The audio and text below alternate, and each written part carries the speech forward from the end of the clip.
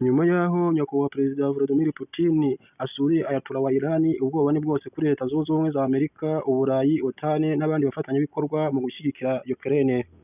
Ibi byose bije bikurikira drone zirenga 1300 Iran yahaye Uburusiya mu rwego rwo kwifata mu mugongo no kwifasha guhangana n'inkozi z'ikibi zo mu burengerazuba.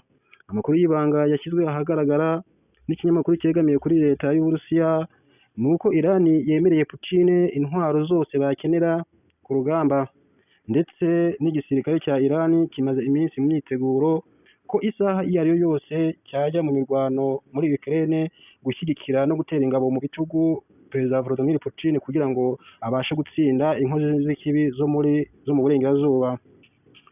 Urwango rwa Amerika na Iran si urwa none kuko rumaze imyaka myinshi.